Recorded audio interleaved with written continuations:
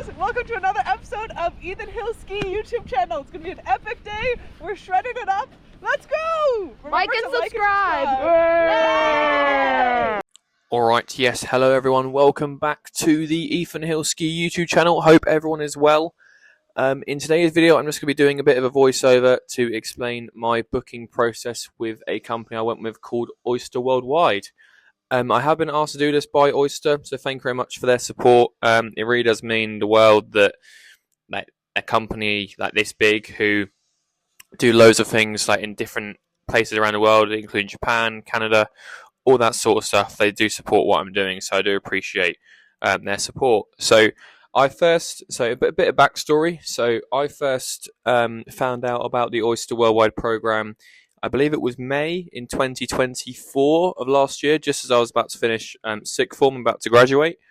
And I didn't know what I wanted to do from leaving school, so I decided. So as you know, I decided to go to a gap year talk, which one of the companies being promoted was Oyster Worldwide, with one of their programs they do being a ski instructor in Canada, which obviously sounded absolutely unbelievable. So I then didn't do any work basically for the rest of the day, pretty much.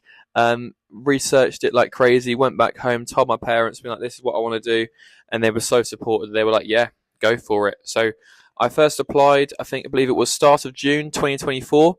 Didn't hear much until probably about December time, obviously, because we had to send last year's obviously applicants out to Canada, because obviously I know it's not a quick process. So yeah, so I first started getting the ball rolling about December, when I was in one of the first 1,500 people in the whole of the UK to be invited to apply for my working holiday visa, to essentially be a Canadian citizen for 2 years, which I then sent off on the 1st of January. They were always really helpful with providing support and being like, if you were unsure, you could just email them, and they would then be able to give you all the answers that you needed to then answer some of the questions which were needed on the form to submit for the visa.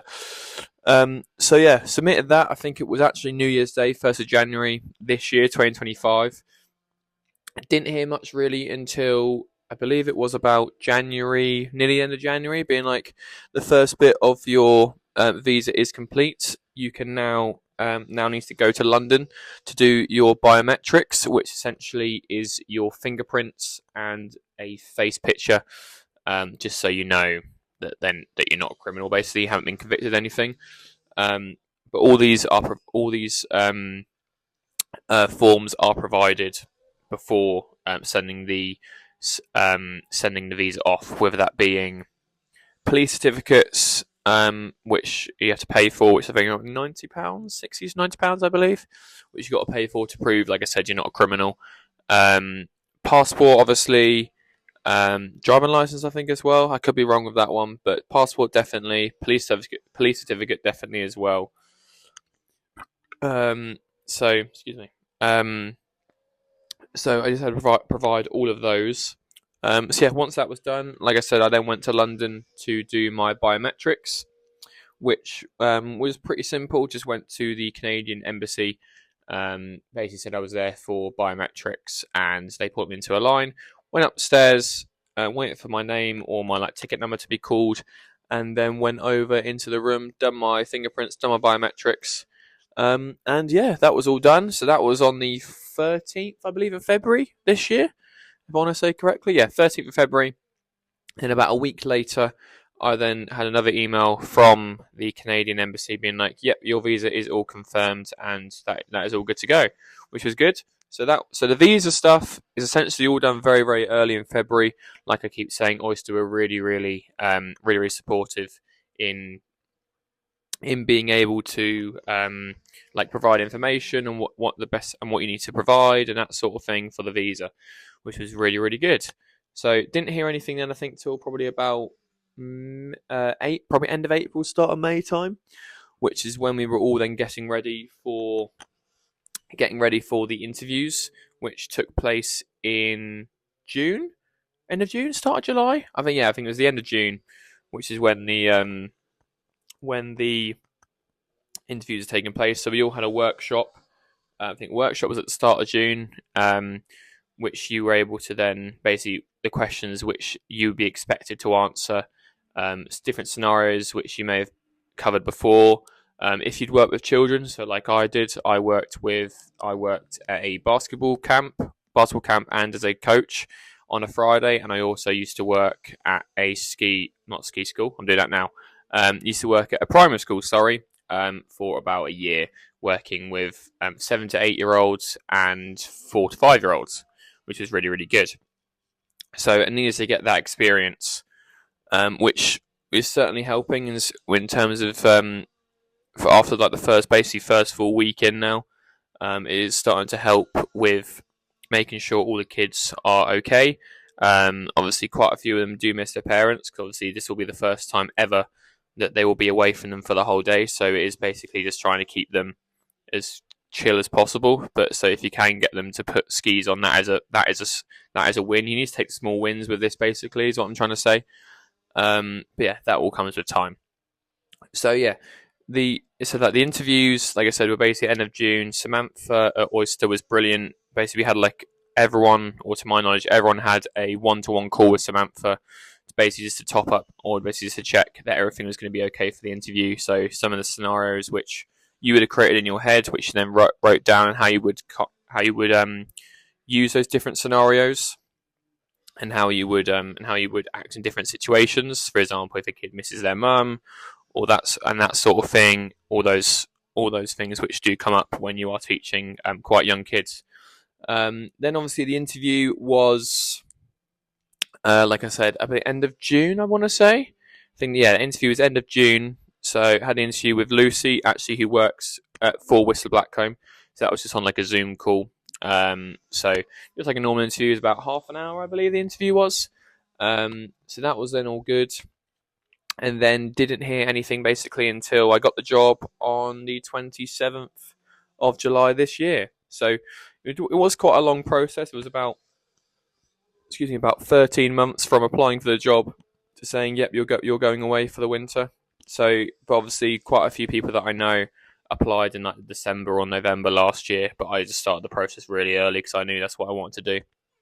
So done with that. Then once the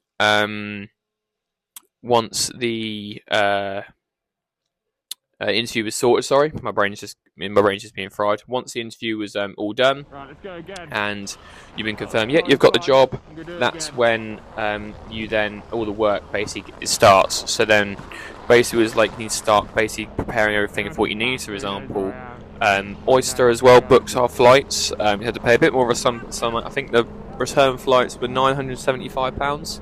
To and from Heathrow to Vancouver International Airport, and obviously to Vancouver back to London. They were about £975, but obviously that's pretty good. I think for a return flight from Vancouver, because it is quite expensive over here. So yeah, they sent out a Google form to be sorted out with everyone.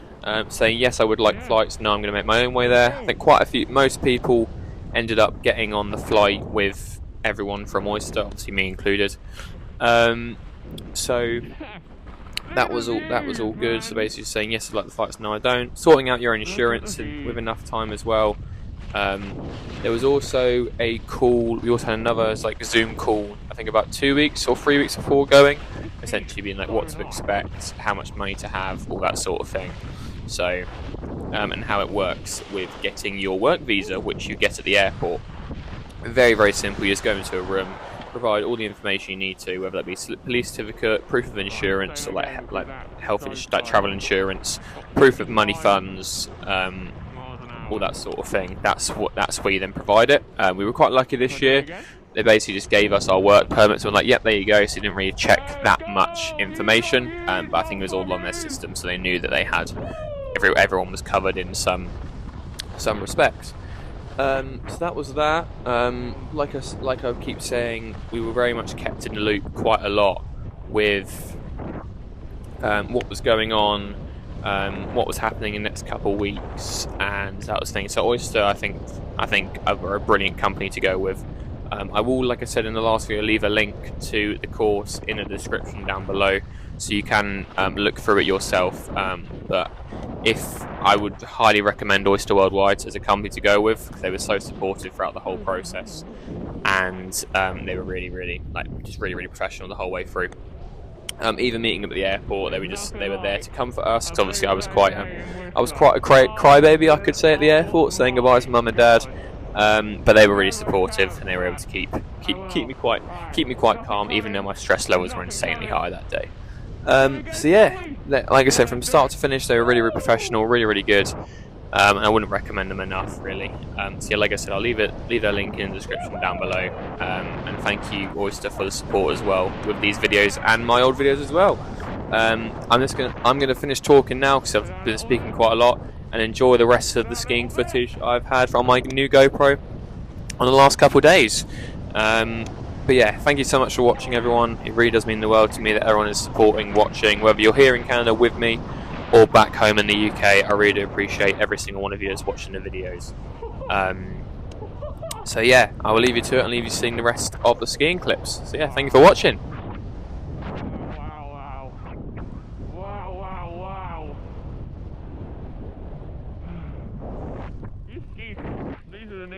These are the skis I'm trying today, and they feel so nice. Yeah.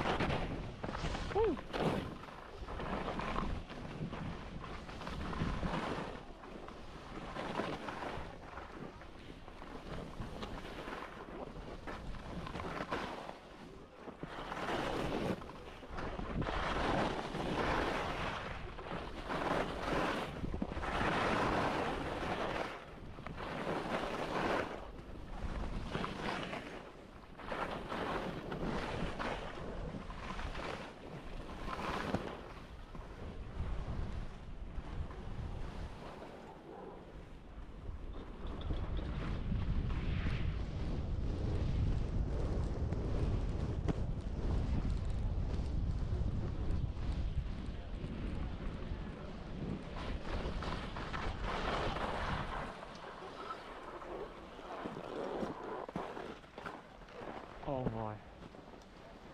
That's so nice. I know you still want to see my face in the video, so here I am. Just want to say once again, thank you so much for all the support I'm getting with these videos on Instagram. More stuff is coming on Instagram now that I do have my GoPro, which hopefully the footage on it looks really, really good. I'm hoping you enjoy it.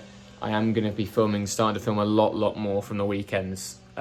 So weather over the weekend was so nice, so cold, but so nice that the GoPro really was perfect for this weekend. So, but like I said, thank you ever so much for the support. It really does mean the world to me that people are watching, viewing, subscribing, liking, commenting, all that stuff. And it's just giving me something to do while I'm out here just being away from family.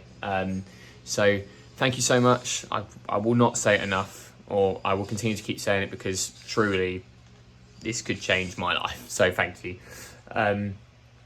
Thank you so much for watching. Obviously keep liking, commenting, subscribing, all that good stuff, and I will see you in the next video next Sunday.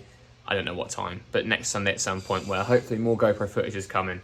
So yeah, thank you so much for the support. I'll leave my Instagram in the description down below. So yeah, thank you very much. Take care. Have a good one. Goodbye.